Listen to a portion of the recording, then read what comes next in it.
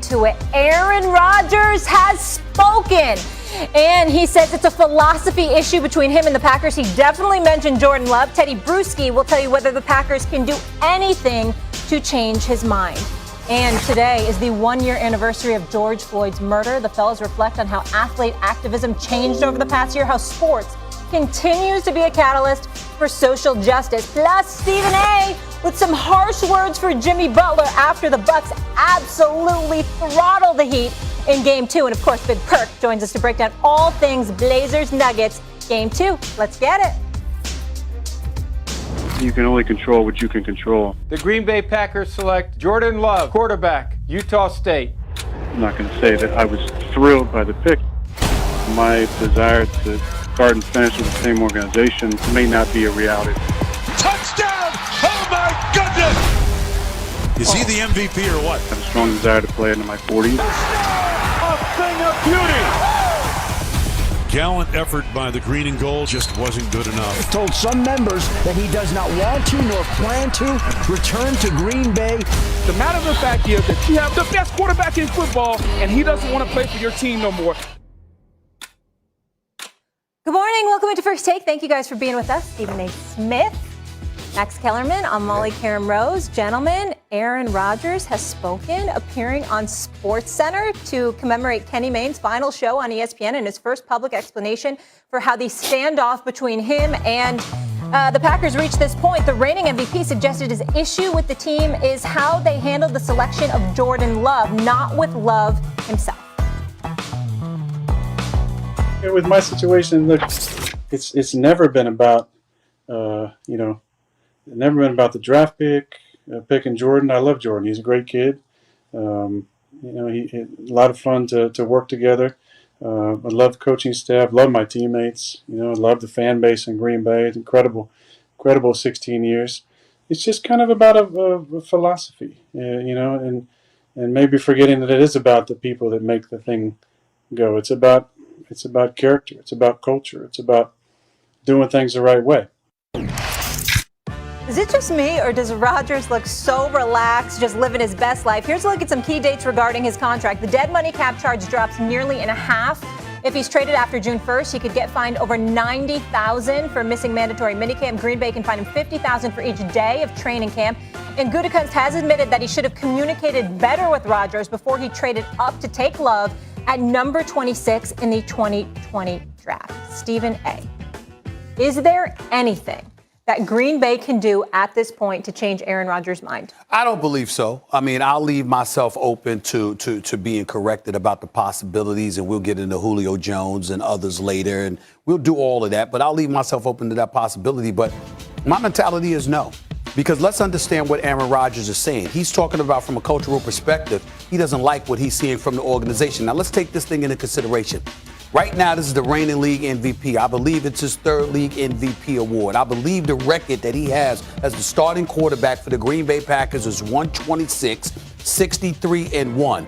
He's a Super Bowl champion. He's taken them to the conference championship game at least 4 times, at least 4 or 5 times. This guy has been universally recognized as arguably the greatest talent we've ever seen at the quarterback position. And for the better part of a decade, this man has carried the franchise on his back. You got rid of Jordy Nelson against his wishes. You fired his quarterbacks coach, Alex Van Pelt, a few years back after they finished 7-9 without consulting him.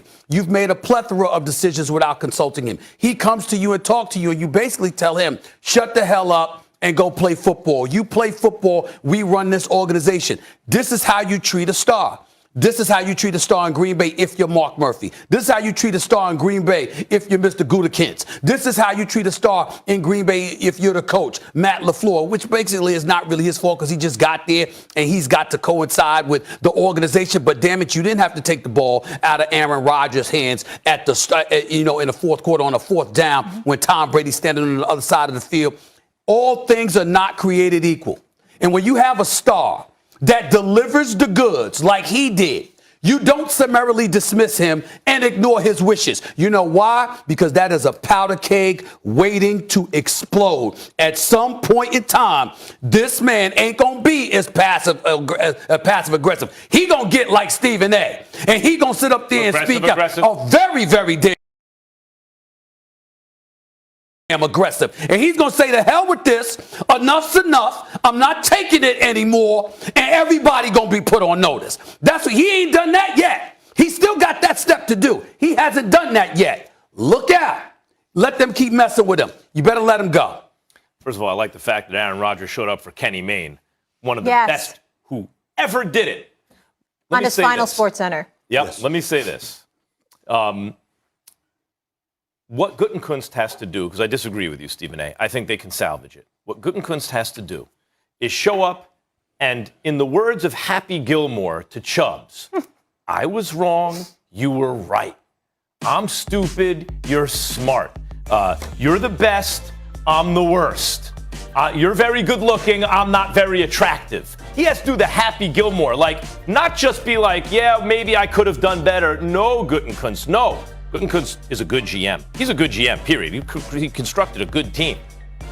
But now is the time where he has to humble himself and with real humility go to Aaron Rodgers, hat in hand, hat in one hand, contract in the other, and say, here's my hat, I'll eat it, and here's the contract that makes you the highest paid quarterback, guaranteed money ever. I hope you sign it. And if he does that, I think if Rodgers surveys the landscape, he'll see. Take every quarterback off every team. Packers give him one of the best chances to win in the NFL. Mm-hmm. It's the team he's played for his entire career. And Stephen A., if his problem is the culture, the attitude they have, then address it, correct it, and hope that he comes on board. Because I think that has a shot to work. But you do get to a point where you can't correct the culture. At some point in time, you are who you are. No matter what you try, no matter what modifications you try to implement into the proceedings, no matter what crumbs you try to throw into the equation to give the impression that you've changed, you are what you are. And you know when you find out who people really are? When they have the power. See, Gutekunst was in control, and Aaron Rodgers wasn't saying much at all. He marched along, he got his contract, he went out on the field, he strived to perform. And while you knew he was doing that, what did you do? You took him for granted. Did you listen to him when he was quiet, even though he came to you privately? No. Did you heed his words? Did you pay attention to him? Did you take heed to the fact that, yo, the brother ain't happy? And this is the man for this franchise. We in Green Bay, Wisconsin. The Greek Freak's about an hour and 15 minutes away, if I remember correctly.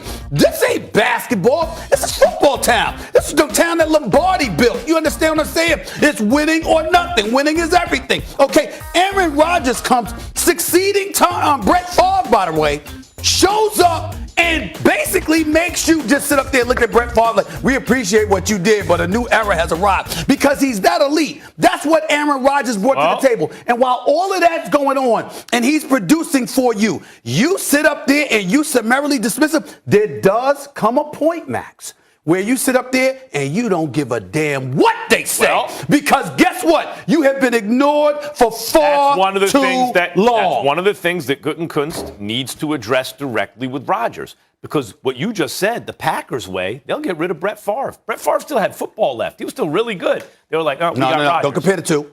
That wasn't a talent issue with Brett Favre. It was the issue with Brett Favre is he was getting old. How many more years could he? No, Max. Hold on. Go ahead. And we have a guy waiting in the wings. But that's not true. What's not true? Brett Favre kept saying he wanted to retire. They were like this. Damn, make up your mind. He could still really play. They just had a guy waiting in the wings. But they would say the same. Max, it's football. Traditionally in the NFL, Joe Montana doesn't end up a 49er. It doesn't matter how great you are. You could wind up on another team when they don't think you have horizons that are very long. Brett Favre is one of the greats. Yeah. We understand that. Tell me one person in the history of the National Football League at the quarterback position who alluded year after year after year to wanting to retire more than Brett Favre. But was that after they got Aaron Rodgers? That I don't remember the details. Was it after they got Aaron Rodgers that he said he wanted to retire, or before, and then they brought Aaron Rodgers? They drafted Rodgers in the first round of 2005. Yeah. But what I'm saying is after that, Brett Favre, because he had absorbed so much punishment, Molly, he had spent season after season every year. Yes, I remember that. I was at NFL Network. Yeah, he's like, I don't know if I want to play. The point is, that's a That's side not the point. same. My point is, good football organizations are always looking for the future, and they treat the players really largely like commodities, and it's always been that way. The culture has changed. Gutekunst didn't seem to be aware of the power that a truly great quarterback has in this NFL. That's what he has to communicate to Rodgers. So I was wrong. The old way doesn't work anymore. Well, listen. Here's where I disagree with you. Tell me at any time. I mean, because all of us I'm 53. You're in your late 40s. Okay, I'm not going to ask a lady her I'm in my 30s still. Okay, here's the deal. It doesn't matter how old you are or how young you are. Culture is culture when it comes to individuals in this regard. If somebody produces for you and somebody performs exceedingly well for you, they're not equal. And when you treat them like that, exactly. When you treat them like they're just another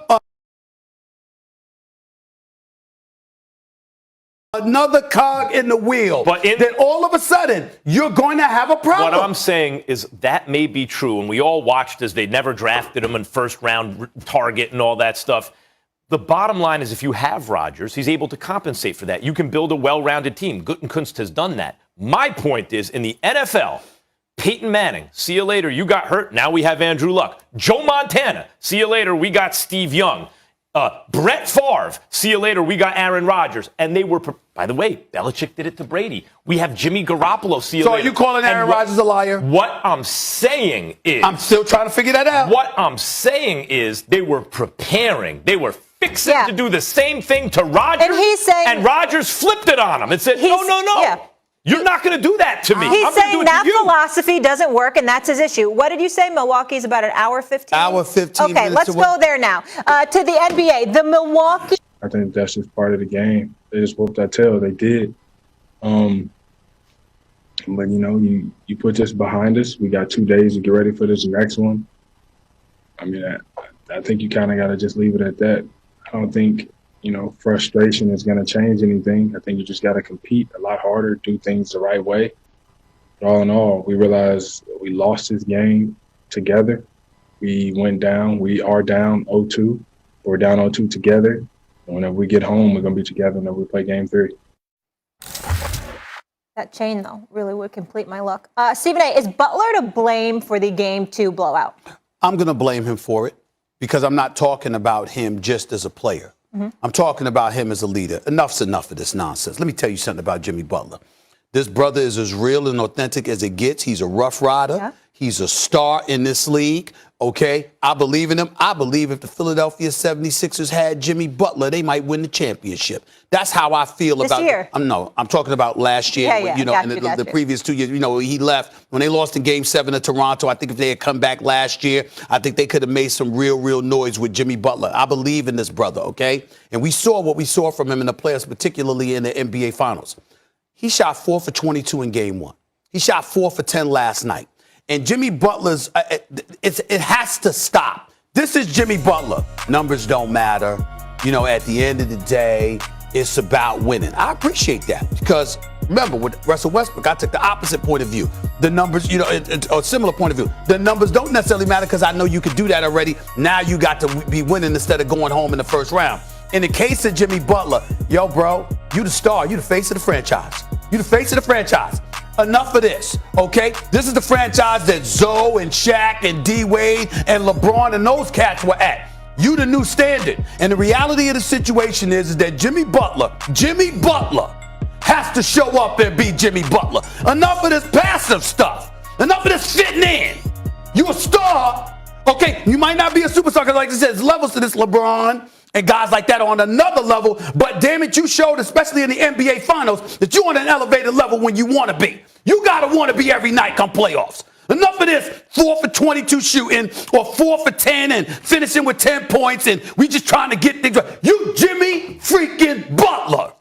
Enough's enough. Stop playing. Because damn it, you know me, Max. He wants to go to Miami. There we go. That's what this is all about. When we were on the call, let me just say one thing I want to get to you. We're on the call. That's He's right. like, I want to talk about Jimmy Butler. I knew it right away. I knew you so well because you got to fire him up because you want to be in South Beach.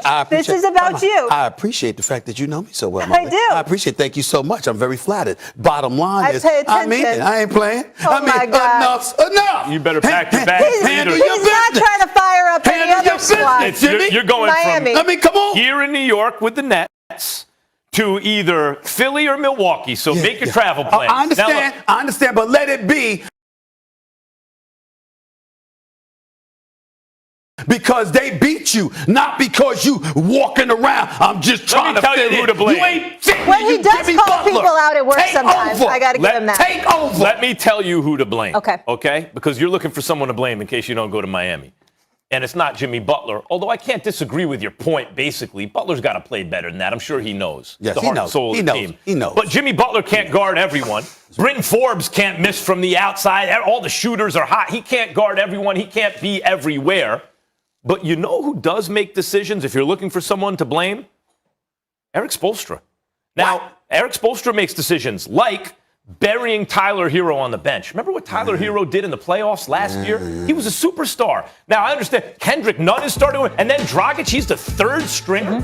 Hero's playing 10 minutes. He didn't play very well, but 10 minutes? How are you going to get a rhythm in 10 minutes either? This dude can take you there. I think Spoelstra, who is known for in-series adjustments, Stephen A., may wind up being your best friend, or at least trying to be. Because what is the issue going into this series? The Bucks are better. The Bucks are a better team than the Heat. They're supposed to win. But the issue going in was Budenholzer. Budenholzer in Atlanta won 60 games, flamed out in the playoffs. Then he gets to Milwaukee. Well, in Atlanta, he didn't really have a superstar. Now he's flamed out in the playoffs. Flamed out in the playoffs again. And you were the one saying, hey, Budenholzer's job can be in jeopardy. He's got to do something in these playoffs. I agree. Well, he's doing something so far. And now it's on Spoelstra, who is a great coach. He's going to be in the Hall of Fame one day. He's won championships. He's excellent. He makes adjustments mid-series. Well, he's going to have to do that, and now let's see what Budenholzer does. Because I expect Spoelstra to adjust. But so far, if you're looking for a villain, it's Spoelstra. I don't consider. Well, you know what? I can't say that because when you bring up the point about Tyler Hero, that's a very, very valid point. I believe in Tyler Hero. I think the brother's got game, and when you saw what he did in the postseason, sometimes, again, because to protect the culture, you know, he might have got a big hit. I don't know the story. I haven't asked. But there's something wrong when Tyler Hero's only playing 17 minutes. There's something wrong with that. That picture doesn't seem right at all. And so definitely that's something that needs to be looked into. Trevor Ariza, my brother, I'm a huge fan of Trevor Ariza. 0 for 3, bro. Can't throw it in the ocean. Minus 25 from the plus minus 25.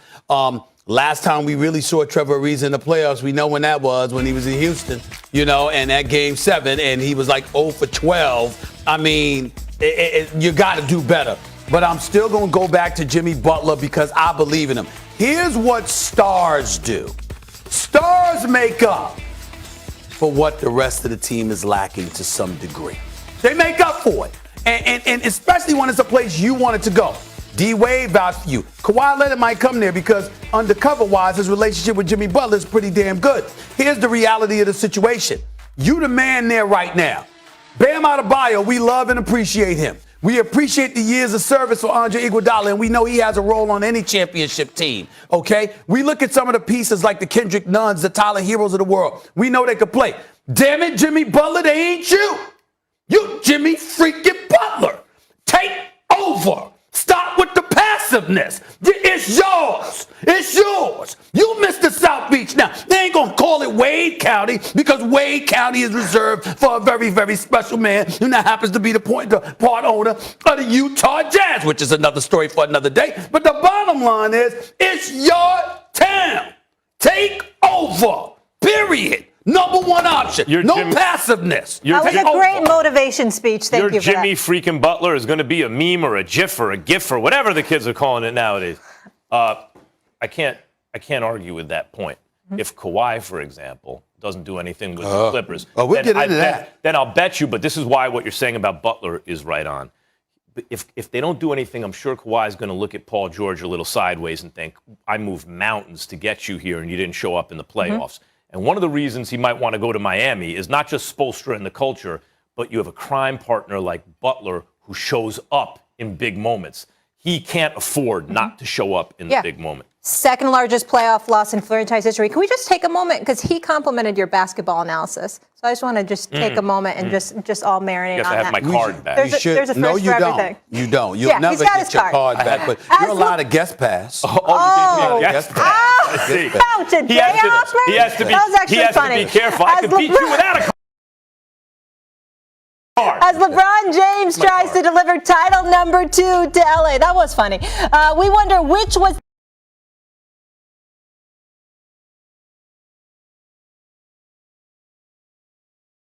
the best version of LeBron. Heat LeBron, Cavs LeBron, or Lake Show LeBron. The fellas get into it a year ago today. And home insurance. Today marks the 1-year anniversary of George Floyd's murder. Last night, the NBA's Social Justice Coalition called on the U.S. Senate to pass the George Floyd Justice Act in policing as a way to honor Floyd and others who have been victims of police brutality.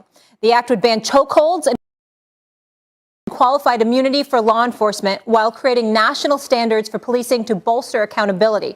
The bill already has been passed in the U.S. House. The death of George Floyd in the video that showed convicted Minneapolis police officer Derek Chauvin kneeling on Floyd's neck for more than 9 minutes became a catalyst in the sports world for racial and social justice. Here's reaction around athletics.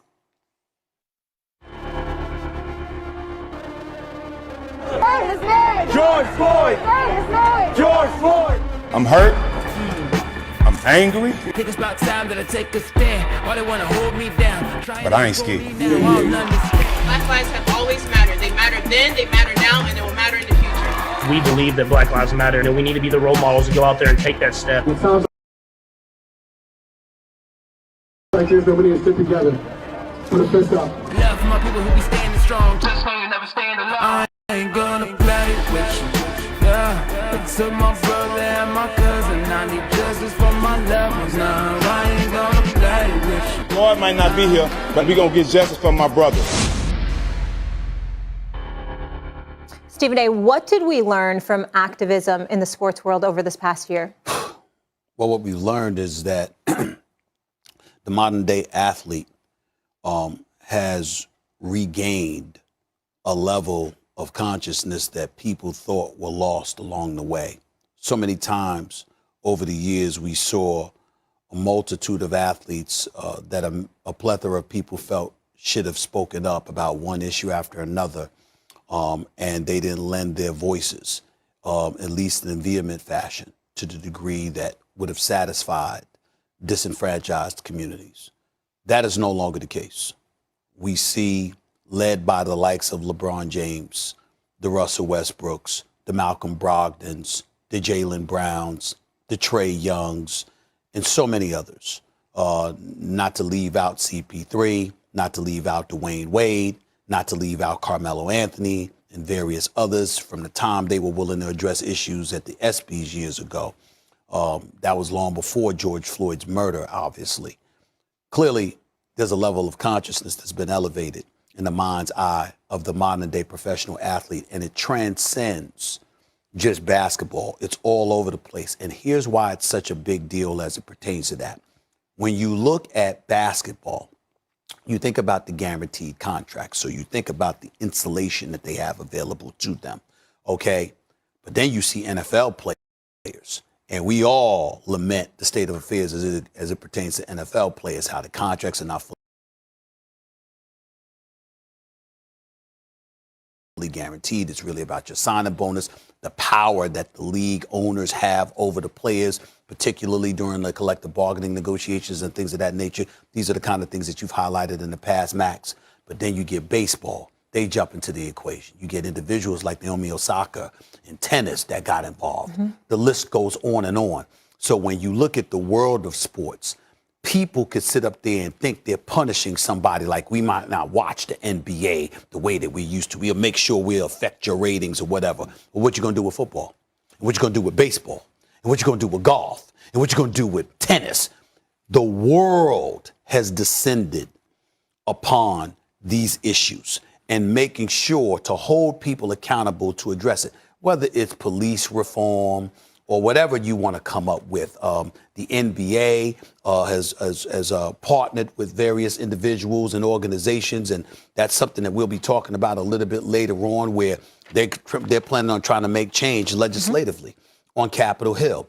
These are the kind of things that are incredibly, incredibly important that are transpiring before our very eyes. So you're always going to have folks from the other side, meaning folks who feel differently, that are going to lament the state of affairs. Just give us sports, shut up and play, blah, blah, blah, blah, blah.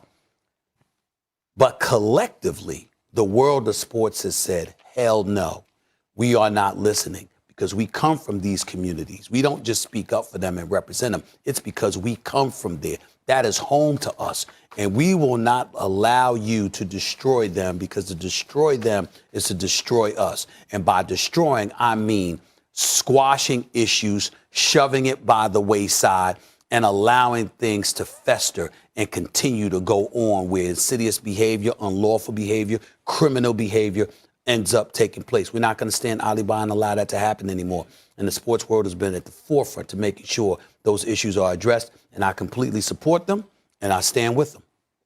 What have we learned, right? The same thing that history continually teaches, which is stand up for justice, whether or not it's popular. Because when you do, history will smile on you. History will smile on you when you stand up for the right thing. Or maybe kneel for the right thing, right? Yeah. Like Colin Kaepernick. And my mind goes to Colin Kaepernick with George Floyd. They're linked. African-American athletes led on this after George Floyd in the sports world. And I think the message really was, as a lot of, at least white America, but a lot of America was like, let's get back to normal. The idea is, wait a minute, we need a new normal, because the old normal's not working. Now, the reason I bring up Kaepernick is because his specific protest was he didn't feel like he could stand up and sing the national anthem when we weren't living up to our ideals. When one group of people was treated another. In the case of Kaepernick, he was specific about it.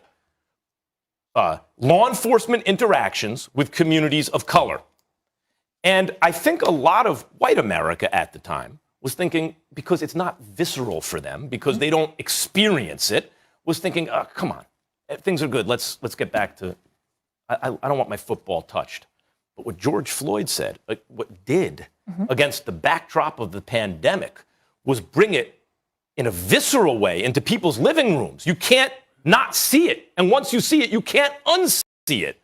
And it reminds me, as much as we compare Colin Kaepernick to Muhammad Ali, because Ali also sacrificed a big chunk of his career when he opposed the Vietnam War. And a lot of people bristle, well, Kaepernick's no Ali. It doesn't have to be an exact equivalence. But there are real similarities. Stephen A., when Muhammad Ali opposed Vietnam originally, it was not an unpopular war, because the American people were being lied to. It was sanitized on television, and people were being lied. And then the Tet Offensive happened, the end of the 60s, and it was in people's living rooms, and they could see it, and they had a different response to it. Then it got unpopular, and Ali was vindicated. And I feel there's a real similarity there with Kaepernick as it relates to George Floyd. When people saw George Floyd murdered in cold blood, I think a lot of America black America understands this, right? White America saw it and thought, and couldn't unsee it, and said, oh, okay, I see now. Not everybody, but there was a percentage of the population that I see now what Kaepernick was talking about. And there was a sea change. Suddenly, the NFL came out and said, we were wrong. The way we handled Kaepernick, we were wrong. Now, he's still not in the NFL, but when here on the first anniversary of George Floyd's murder, that's where my thoughts go.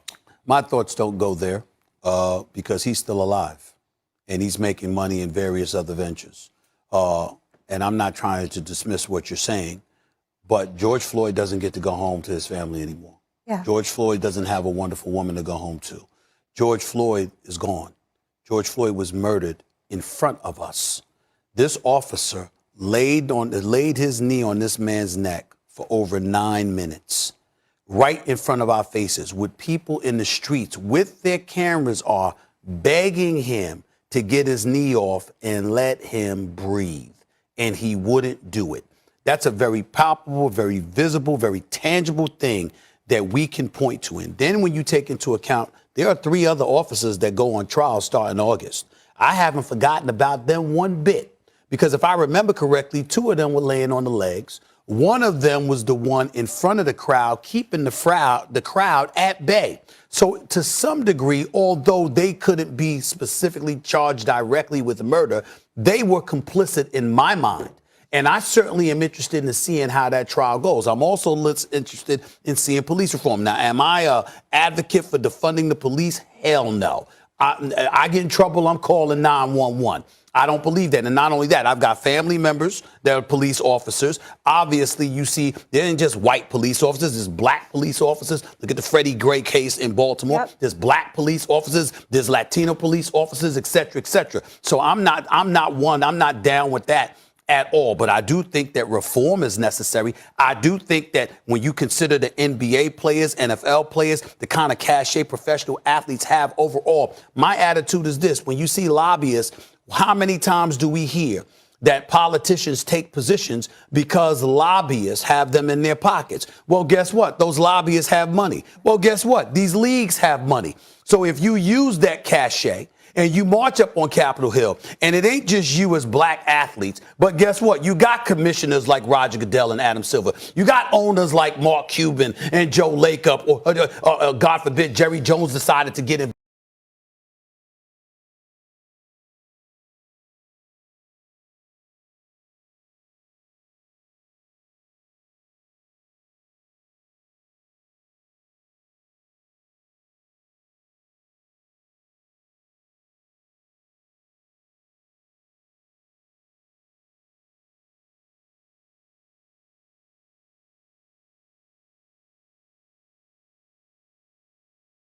Change the way some people, at least, think and feel. And then we got broader political change. And that was the backdrop of the Vietnam War. This was the backdrop of a pandemic. Yeah. We came out of Vietnam. We're coming out of the pandemic. And I just see a lot of parallels there. There's no perfect of analogy. course. But the world was sitting still and having that visual. In the countercultural revolution of the 60s and the early 70s there were athletes. It wasn't led by athletes, but there were athletes in leadership positions, and they made real contributions. And I think the same was true over the last several years among athletes, African-American athletes, especially today.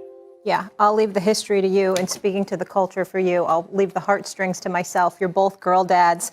I'm a total daddy's girl, the youngest girl in my family, and I'm thinking of his daughter Gianna today and all his loved ones. And I'm so sorry. I can never say justice is served when she's robbed of her time with him, but it is progress with the Chauvin conviction. We will leave it there. We'll have more on this a little bit later, guys. When we come back, Damian Lillard was a man possessed from downtown last night versus Denver. Only problem is time for quick takes. Max Kellerman, are you confident in a Curry extension? Extremely confident. Yeah, this dude is an icon there. He's in Silicon Valley. Why would he want to go anywhere else? They put winners around him almost every year. He's still close to the height of his powers. They're going to pay him. Steph Curry ain't going nowhere. His wife's got restaurants for sure. Stephen A., is it time to panic for those Clippers if they lose? Hell yes. Ooh. I mean, when you look at Tim Hardaway, the way he played, Dorian Finney-Smith hit 4 or 5 threes, dropped 18 points. Jalen Brunson, let's give him some love, being steady as your backup point guard, coming off the bench doing what he's been doing. And Kristaps Porzingis shot 4 for 13. They still won this game because Luka keeps giving it to them. 31, 11, and 10. Hell yeah, it would be time to panic. Max? Yeah. Is this the best version of LeBron at 36 years old? Hell no. The best version of LeBron was in Miami. It's just like Jordan. People are like, oh, the second three-peat, he was even more mature. Shut up. Jordan in the first three-peat was the most vicious force of nature that ever lived. LeBron James in Miami, when they went back-to-back, was the best he ever played. He played 82 games or whatever it was, however many games, close to a full season. Both ends of the floor as well as they could possibly be played. That was the best LeBron. Tell me how you really feel, Max. About last night, Big Perk joining the convo. And hey, Perk, I'm so happy to see you back in your home finally. That beautiful Mediterranean mansion with the greenery behind you. I know you were dealing with a lot down there in Houston in the ice storm. It's good to see you back home. I appreciate it, Molly. Hey, good to see you this morning. I see we got a little cute segment going on. Cute day. Twins dressing alike. Stephen A. and Max. Bobsy twins. It's cute. The Bobsy twins. Yeah, I got appointments this afternoon. I ain't gonna front. If I knew Max was wearing that damn suit, I would have made sure to come here with something different. But then again, I realized that there's no way in hell I could ever look like Max Kellerman. And I'm not sure that's a bad thing. I'm not sure that's a great thing. Because Max is a good looking dude. I give it to him. Handsome man. All right, are we done? Are we done? Everybody's done complimenting themselves? Okay, cool. Let's move on. Let's get to the Joker and Dame time. Battle buckets galore. Despite a 42-point performance by Damian Lillard, the Denver Nuggets even the series last night with a dominant 19-point win over Portland. Jokic continuing to look MVP caliber in the playoffs, putting up 38. Here he is on Bouncing Back. If you're going to talk about it, you're not going to do it. You just need to do it, So we have, probably you have seen the dog who barks doesn't bite. So, we just need to go out there and fight, So that was the feeling on the court, We never gave up. Even when the Dame had a really get going, we stayed together. And we were just fighting through, and we won the game. He's the real deal. 1-1 as the series shifts to Portland. Stephen A., can Lillard carry the Blazers past the Nuggets? I think he can. I think he can in the 7-game series. I think he's that explosive. He put on the show in that second quarter last night, had 32 points in the first half. Lillard is something special. Make no mistake about it. Me personally, I still think they got enough, but the only reason I feel they have enough to beat Denver is by default because Jamal Murray was there. If Jamal Murray was there, because he's not there, if he were there, healthy to play, Jamal Murray and the Denver Nuggets would take the Portland Trail Blazers out in 6 games. So it's by default that I feel this way. Now, obviously, I've been on the record, and I've said religiously, if I'm the Portland Trail Blazers, I have to consider moving one of the two because C.J. McCollum and Damian Lillard together, as explosive as they are, as marksman-like as they are, I think they're a bit undersized together. And I think both of them have such extreme value that I would look to move one of them to get something else. But I'm going to tell you this. I got question marks about the coach, Terry Stotts, because he knows the game. He knows his X and the O's, but in this day and age, everybody knows what the hell other people are going to do. It really comes down to your ability to galvanize the troops and maximize the potential that you have available to you on your roster. I'm not sure Terry Stotts is that guy. That's a question mark for me. And the biggest reason I feel that way is because of that damn Yusuf Nurkic. He gets on my damn nerves, Max. I can't hold it in no more. He really gets on my damn nerves. And I'm going to tell you why. Yusuf Nurkic can play. Well, this brother is not a scrub. He can play. Yeah. He can really, really play offensively. 7 points while Jokic dropping 38 on you, 34 in game 1, 38 in game 2. You shooting, what is it, 2 or 8 from the field. Where the hell are you? Where are you at? You're 6'11", 280, 290. And I understand that the Joker can play, but what the hell about you, Nurkic? He really gets on my damn nerves because he's too talented to play so weak sometimes. He can drop 30 anytime he wants to. He'll drop 25 or 30 a night and then disappear for 3 games. For a team like Portland, a guy like Nurkic is actually the key. He makes me sick. Yeah, he really does because he's so talented and is wasted talent half the time with him. He just, for no reason, he just doesn't show up. For a team that's not a free agent destination, your third best player's got to step up. And on paper, he always looks like maybe that could be the guy. It's not talent-wise, Max, he's one of the best big men in the game. Look, you just don't see it half the time because he want to take time off. I agree with you. I mean, if the Nuggets had Jamal Murray, who don't forget was doing things like dropping, as Perk would say, a 50-piece with no turnovers in last year's playoffs. It's insane. They might win the whole thing. Like, certainly get out of the West. That Aaron Gordon trade worked out lovely for them. But I'll say this. What impressed me so much about Jokic is they didn't seem to miss a beat without Jamal Murray, at least in the regular season. And I'm not saying this with my chest out. Denver's going to beat them. I think this is a long, drawn-out series. I think it's going 7. But I do think Denver's going to win. And usually, like, the team with the superstar who's going to have the ball in his hand, initiate the offense, has the advantage. That would be Lillard with Portland.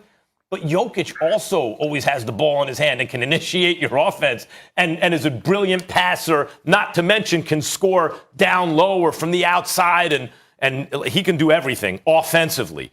So I think actually with Porter Jr. and Aaron Gordon, he has enough to squeak by the Blazers in a 7-game series. Well, Stephen A., before I dive into my point, Max and Stephen A., I want to say this.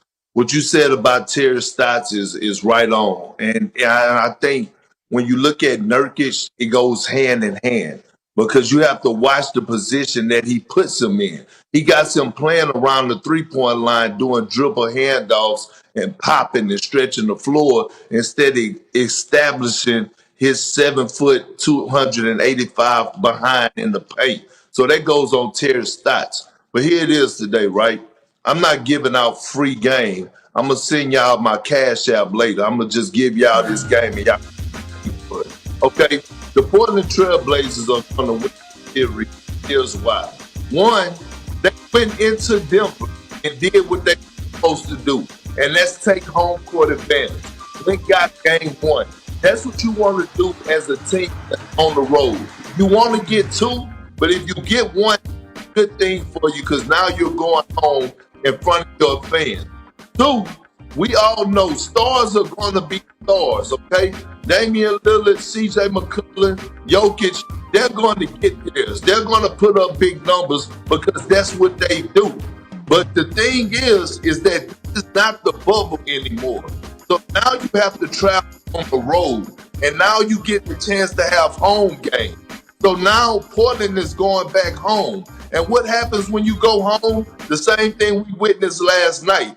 Role players play better at home. We witnessed Aaron Gordon play better last night at home. We witnessed Jermichael Green play better at home. The role players for Portland are going to be better in Portland. So Portland right now has the upper hand.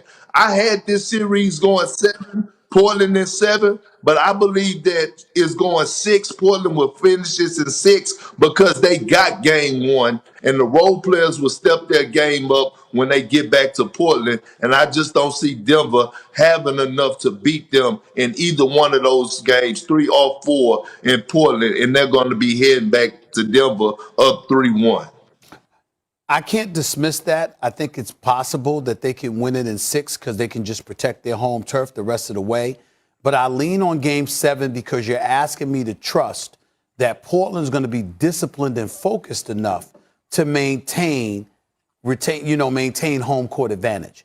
And that's where Nurkic comes in and Stotts comes in. Whatever adjustments are going to be made. I haven't seen Stotts try to make them too often in his coaching career.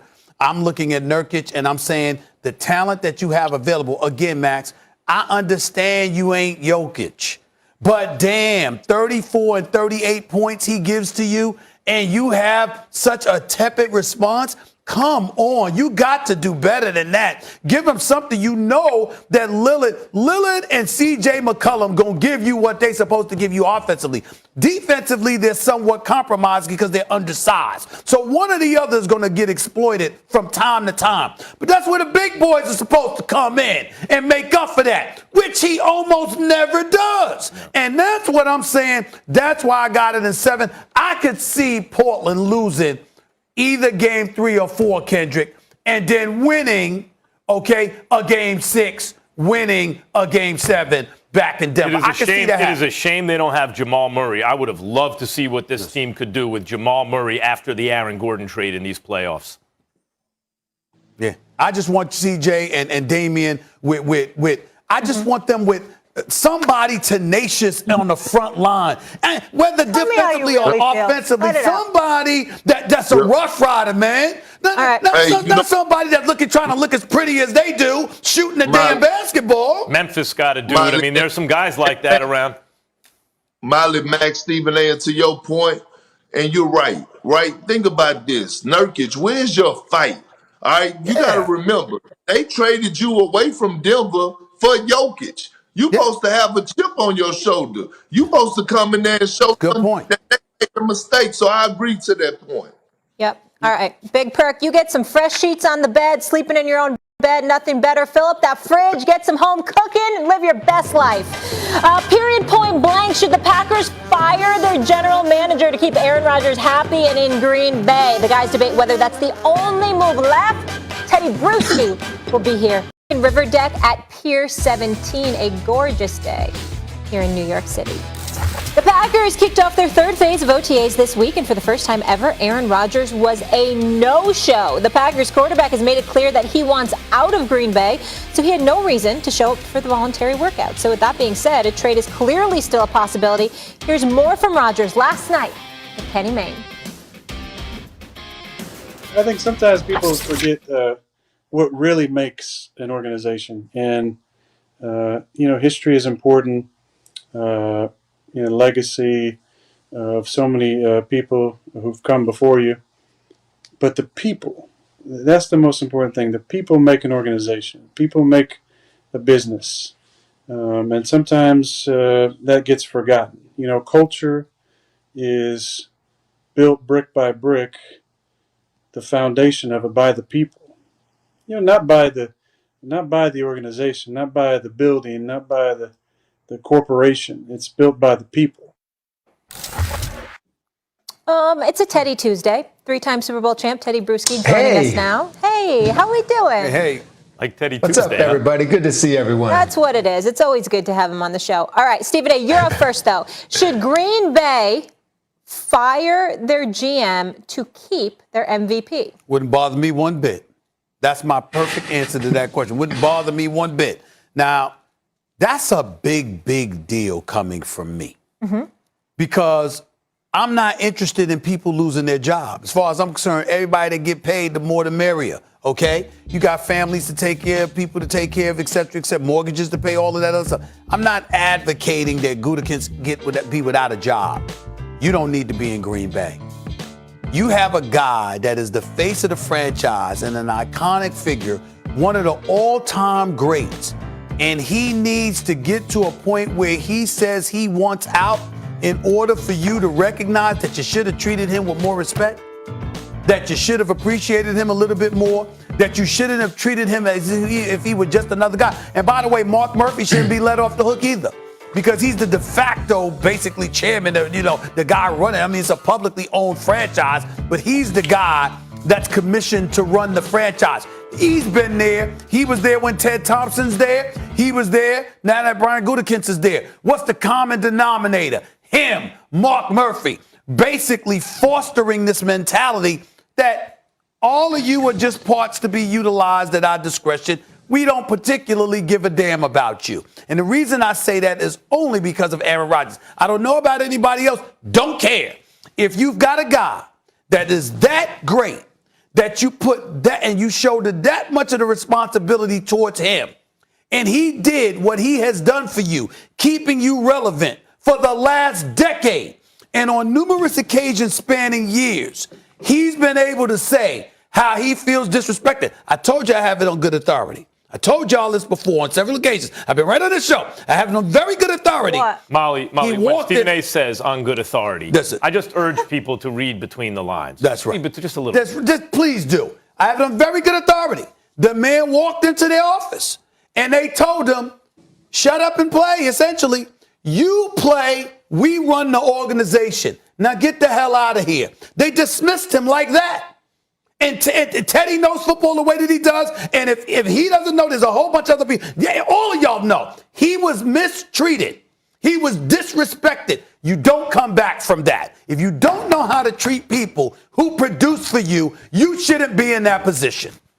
The short answer is, would I fire Gutekunst to keep Rodgers? Is yes. The short answer is yes, because Gutekunst is a good GM. I'd even say a very good GM. We don't know that. And, I think so. I mean, he brought Without in a Aaron coach. Rodgers, how good would they be? He got rid of a coach who'd won a Super Bowl, but the league seemed to have passed him by. He brought in a coach. They went 13-3. Rodgers learned the system. really well and then had an MVP season and went 13-3 again and played in the championship game. Took the ball out of his hand. That's a blunder.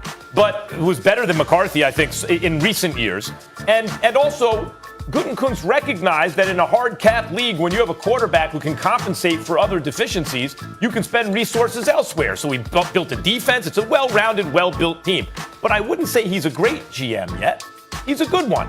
There is a difference between good and great. Aaron Rodgers is a great quarterback. It is harder to replace Aaron Rodgers with someone than Gutekunst with someone. So the short answer is yeah. If I had good information that I could keep Aaron Rodgers by getting rid of the GM, I'd get rid of the GM. I just think that, Stephen A., what you're really talking about is Gutekunst, his moves tell me he had a lot of respect for Rodgers, the player. But what he didn't respect was Rodgers, the person. And Rodgers feels disrespected as a person. But I think there are ways to fix that. As I said, you come with your hat in one hand and a contract in the other. You eat your hat in front of them. Sorry, the Happy Gilmore to Chubbs. You're smart, I'm stupid. You're right, I'm wrong. You're tall, I'm short. Whatever you want to do. You know, you're good looking, I'm not very attractive. And please take the most money ever guaranteed to a quarterback. I think at a certain point, it requires humility from Gutekunst to keep this together. And if he shows enough of it, I think it could work. Yeah, I'm with you, Max, on that in terms of good, not great, because a great GM would have realized how things change in this NFL landscape. And now sometimes you don't do what's best for the organization. You do what's best for the quarterback, because you got to keep these guys happy. You got to keep these guys respected. You got to know about their feelings and what your moves and what your words will do, because what they realize is this: they know they have power. And you heard Rodgers talk about legacy and those type of things, and he is very aware about where he is in terms of the all-time greats, and he's very aware of what happened to one of those all-time greats in terms of Brett Favre, the way that he left, because he was the one that was brought in. So you try to bring in someone else, and then all of a sudden it's unfixable. And Stephen A. is also right, because, I mean, in a way, you know, Gutekunst has to go, but I say this, it may not be fair, so what do you do with him? Because I don't think Rodgers is going there if Love is there. Now, Rodgers has a good relationship with him. I mean, he talked about it with Kenny Mayne last night. Loves the kid. He'll probably mentor the kid no matter where he goes. Good relationship, but I just can't have you in the same room as me because this is my job. And that's how these quarterbacks, these alpha males, these guys that have memories like elephants that never forget, that's how they handle these things, and they take things personally.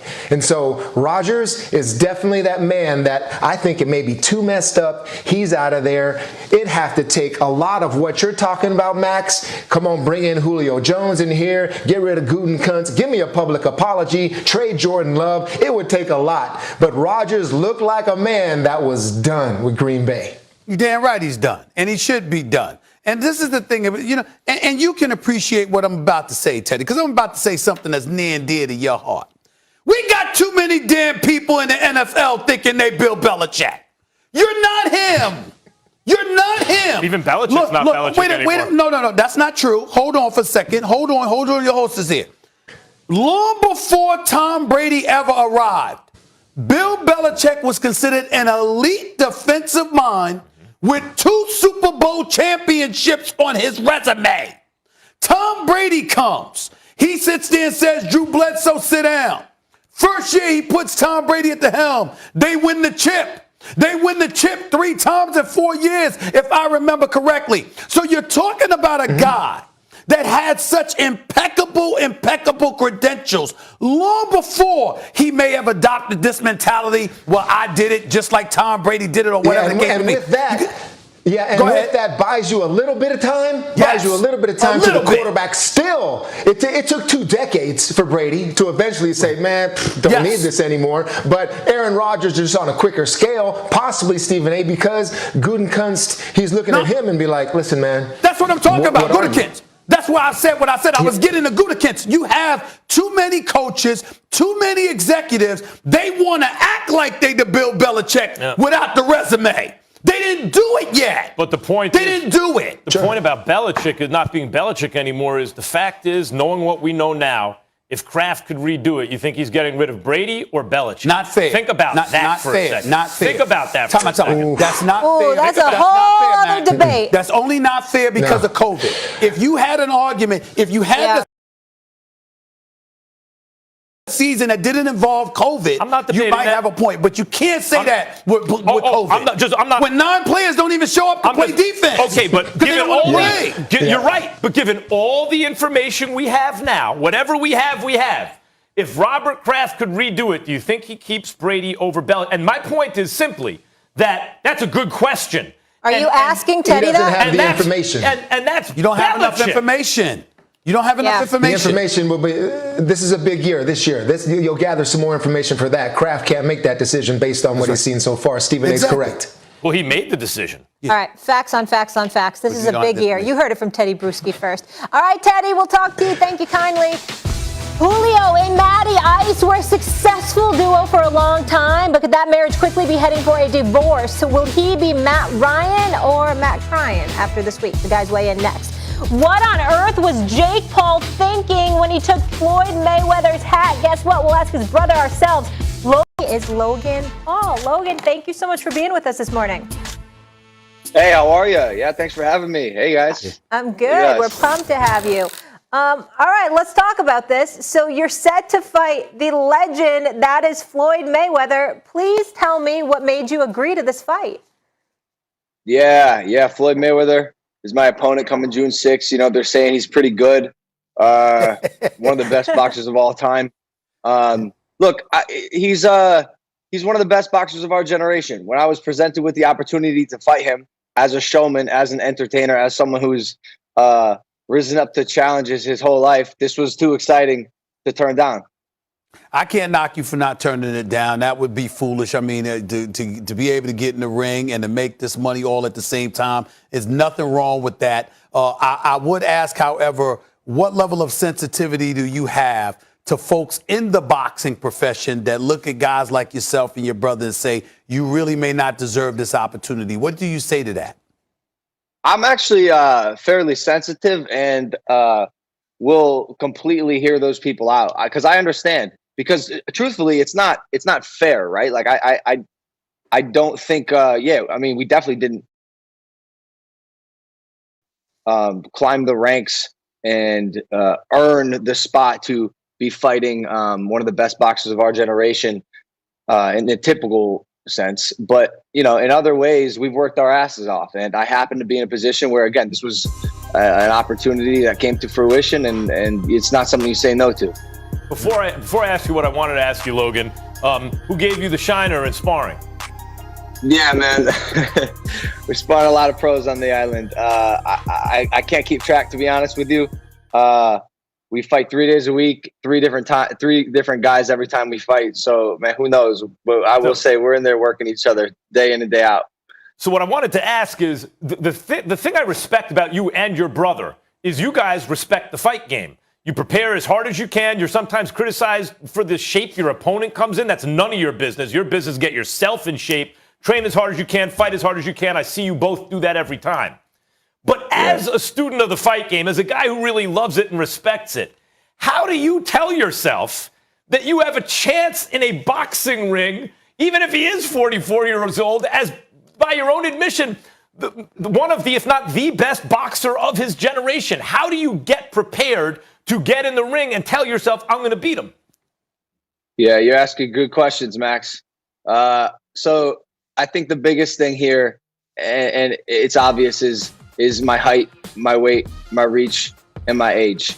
You know, there are weight classes in boxing for a reason.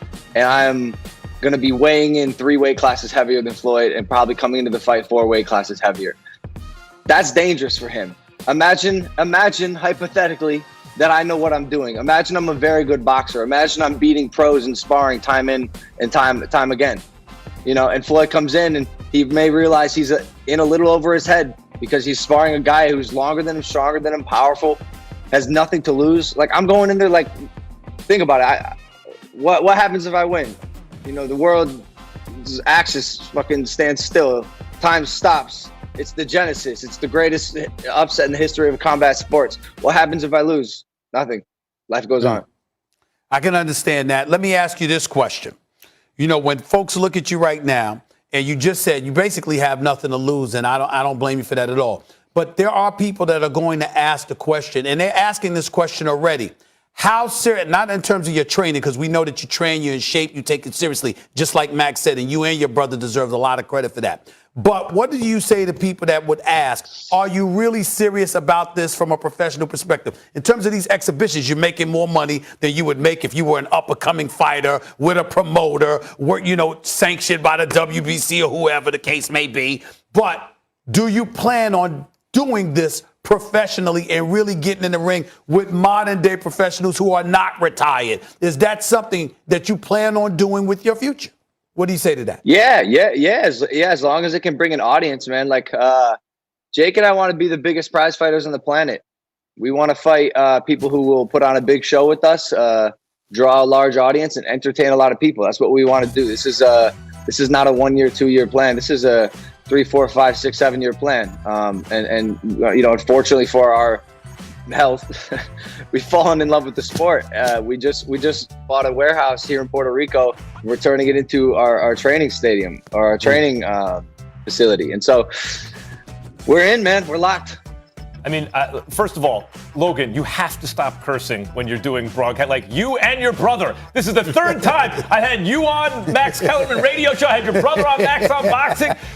You got to stop with the curses. Now, listen, do you already have brain damage? Who's making money outside of boxing chooses to go into boxing and risk everything? Like, what is it about boxing that has drawn you and your brother to it and to take it seriously? Something about the primal nature of the sport.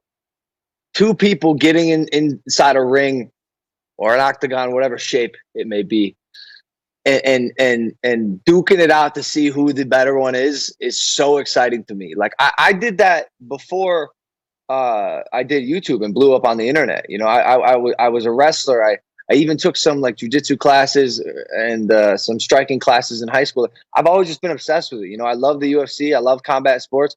And the fact that I have the vessel to be able to do it myself and the work ethic is, you know, it's the most exciting thing on the planet. I told you this, Max. We're modern day gladiators. You know, it's the coolest thing in the world to me.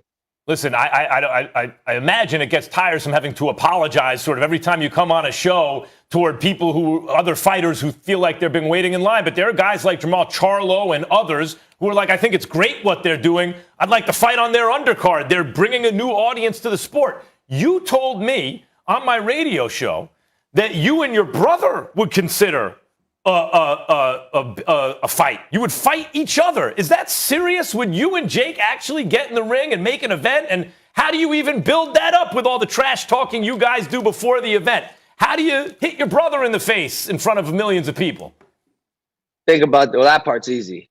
Think about this. No one knows more about my brother and no one knows more about me than each other. Like, there's no person that could get under the other person's skin, Jake and me, and vice versa. And I think that would be possibly one of the biggest combat sports events ever. Like, and it sounds laughable now, but what happens in 2 years, in 3 years, when we continue this sport and we continue beating people and winning and putting on great shows? Like, you know, everyone has something to say now, but we're just getting started. Like, what happens when we're actually good at this stuff?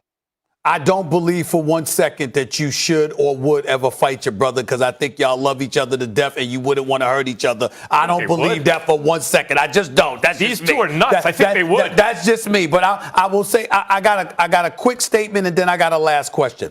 I love what y'all are doing because I think you're bringing attention to how fighters should be treated. The way you guys have gone about the business of marketing yourself. I think the boxing profession is being exposed because they're not taking care of the fighters enough. And the fighters should even have more appreciation for y'all because of the attention you're bringing to the sport and the fact that you're showing there's a different way to get paid rather than having to be at the mercy of promoters. So I love that about y'all. Let me talk about your brother because I want to get your reaction to this because I've been saying this.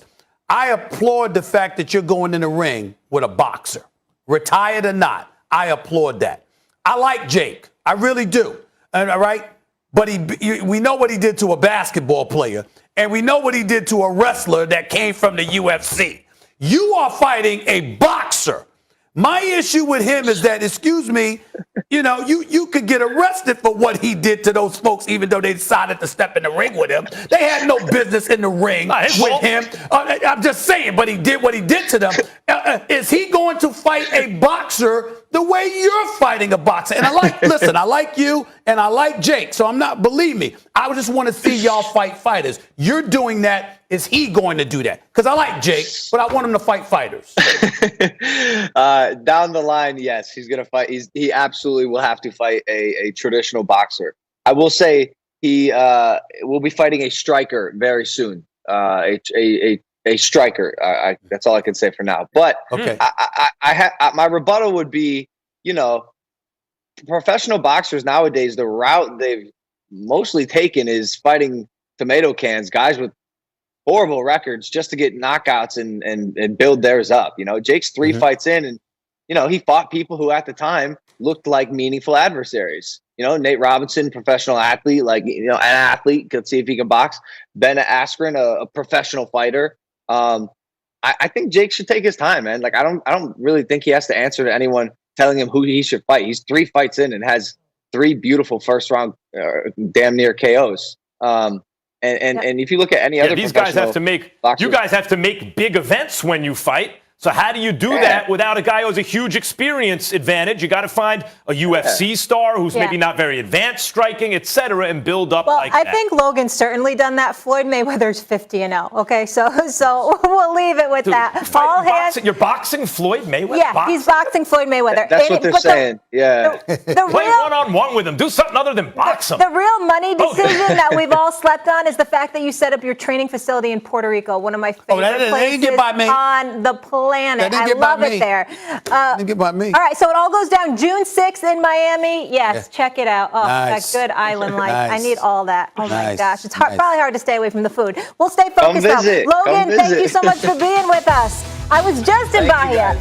A lackluster Game 1 performance versus Phoenix has Max and Stephen A. wondering how can the Lakers again strike fear in their opponents. The guys answer. You got to get back to me. This Nets Big Three has played what, including the postseason, 9 games together? 8 games well, together. 8 in the regular season, I think, and now 1 in the post. So I think it's 9 now. And what are they, 6 and 3? Research gave me 8, but yeah, that 8 in the regular right. season. It was 8 in the regular season. And get back to me when they win 26 consecutive games, which is what the Heat did, right? That season. 8 is nothing. Right. They haven't done it yet. Now, that Heat team, I agree, on paper, when you break it down, the Big Three can't do what this Big Three can do. No Big Three ever can do on paper what this Big Three can do. And I'm predicting they're going to do it. And I think James Harden's going to be Finals MVP. But now they got to go out and do it. They haven't done it yet. I'm not going to say, yes, they'll take out a Big Three who won back-to-back chips. I'm sorry, Max. What's today's date? Today's May 25th. 25th, yeah. 2021, right? That's right.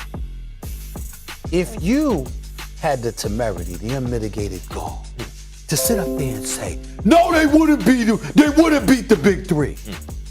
And are you aware, is this something that's going to happen to him? You going to lose your job? I have the mitigated goal. I don't have it unmitigated. It's mitigated. Okay. You gonna lose your job? You gonna get fired? That's not the point is this. No. The point is, the question is, what do we think today, right now? Do you believe that the Big Three would beat the Big Three in Miami? This is not a crime, Max. It's this. I got your back, bro. Right. There's nothing going to happen. Between you and me. There's nothing going to happen. No one else is listening. There's nothing going to happen. No one else is listening. Just you and me. What's going to happen, Matt? Between you and me, this Nets Big Three is the best Big Three of all time. Between you and me. Appreciate but now they got to go out and do it. Stay healthy. I understand that. But on May 25th, if they had, who do you believe would win if they had to play each other? That's all. That's all. It's not a crime. It's just pure hypothetical now because these dudes haven't done it yet. They played 9 games together. You're off the hot seat. I got more for you. After the Game 1 loss to the Suns, Charles Barkley isn't convinced that the Lakers have what it takes to repeat. Sir Charles saying this on TNT. Nobody is afraid of them. Max? Yeah. What do the Lakers need to do to strike fear in opponents? Well, right now, Chuck is exactly right. No one's fearing the Lakers. Oh, that could turn just like that on a dime. What do they have to do? LeBron has to look like LeBron, AD has to look like AD. By the way, hitting some shots from the outside. Remember, I said last postseason he was hitting from 3 unlike he'd hit in his career. It's series after series. Can he still do that? And if not, can he be AD in other ways? If LeBron and AD are playing like their real selves, and all it takes is a couple guys, KCP, a couple guys getting hot from the outside, 2 games like that, the whole Western Conference will fear them. You know how quickly it changes? The Clippers were accused of tanking to avoid them, right? Like, just like that, it can change. Are you ready for this? Yeah. Nobody's scared of the Lakers. You respect them, significantly so, but you don't fear them. You don't fear getting embarrassed. You don't fear getting schooled. You don't fear getting annihilated. I'm going to take it a step further. The biggest reason I have never put LeBron James as number 1 is because there's never been a time when LeBron James has instilled fear in anyone. Oh, come on. Listen. Come on. Let me explain. His jump shot once upon a time was suspect, and his free throws have always been suspect. So the lack of consistency when it came to those 2 things, you respected him, you knew he was great, you knew you had to bring your A game in order to have a chance, you knew he was superior to you, but you didn't fear complete annihilation from LeBron James. He just gentlemen swept the Western Conference last year. Excuse me, I'm going to tell you again. He gentlemen swept the Western Conference. I'm not giving you a basketball analysis. I'm giving you fact based on all the people that I have they never feared him. Maybe that's the problem. What about game 2 after Anthony Davis choked and now he comes out, he takes all the responsibility and there's going to be a man on a mission? Ladies and gentlemen, I never said he's not great. I didn't say anything like that. Look at that full screen, by the way, right there. You mean by fear like a clutch closer? You know how you scared to death to even look at Jordan wrong because of what he did? That's not LeBron. That's what I'm saying. Kobe, stuff like that. That's what I'm saying. All right, we'll keep it moving here, guys. Today marks the 1-year anniversary of George Floyd's murder. Last night, the NBA Social Justice Coalition called on the U.S. Senate to pass the George Floyd Justice and Policing Act as a way to honor Floyd and others who have been victims of police brutality. The act would ban chokeholds and qualified immunity for law enforcement while creating national standards for policing to bolster accountability. The bill has already been passed in the U.S. House, and the death of George Floyd in the video that showed convicted police officer Derek Chauvin kneeling on Floyd's neck for more than 9 minutes became a catalyst in the sports world for racial and social justice. Here's Doug Glanville with his thoughts on the year since Floyd's death. George Floyd! Say his name! George Floyd! Just 1 year ago, on just another day, our lives were eclipsed by a singular death. The glare exposed that the eyes of justice had been peeking from beneath its blindfold, weighing down the guilty side of the scales with a color-coded use of force. Then justice flailed around desperately, seeking responses to questions that would divert our attention from the man whose inert blackness was made indistinguishable from his asphalt grave. Why didn't he just comply? Why didn't he just listen? Answers that should never be written in a sentence of death over a counterfeit truth. Stop resisting that.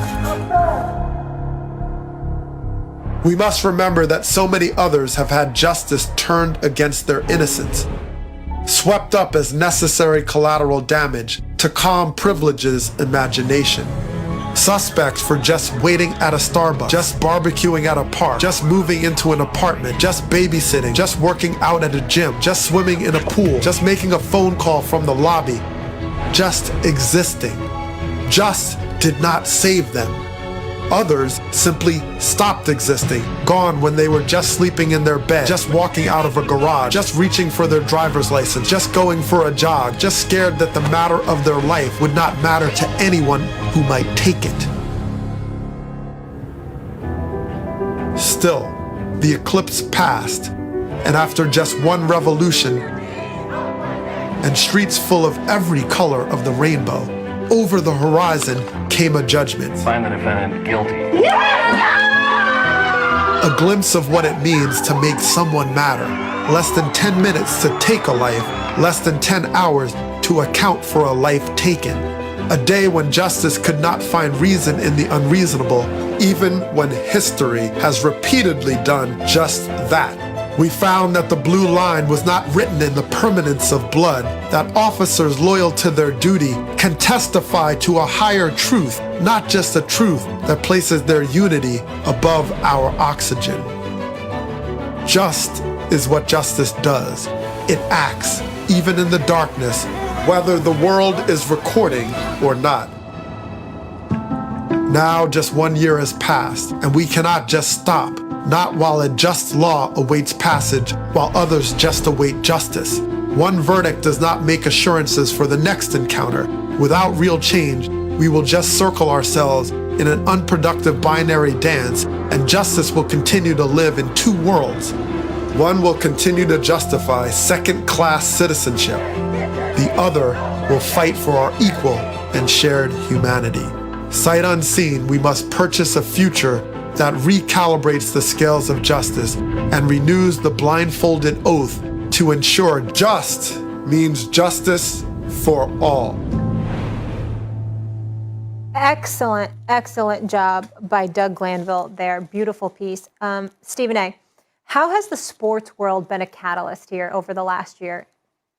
By giving a voice to the voiceless and accepting the responsibility of doing just that. And also, using the cachet that they have available to them to influence folks in powerful positions who happen to look differently than them, come from different cultural backgrounds than they come from, basically white individuals, to use their cachet, their prowess, their power, their positioning to facilitate the kind of things that they're looking for, which is what you alluded to at the start of the speech when you talked about what they're taking to Capitol Hill. And so I think that it's incredibly important to understand that the modern day athlete and the modern day sports world is more politically conscientious than they've been in recent memory. It is a beautiful, beautiful thing. And as a result, it's going to assist in holding everybody accountable. And that's the closest you can get to justice. I think entertainment has been, including in sports, has been one of the avenues available to African Americans to, into kind of mainstream success. And the idea is kind of like distract us. And I think what a lot of athletes or entertain us. Right, entertain, distract, yeah.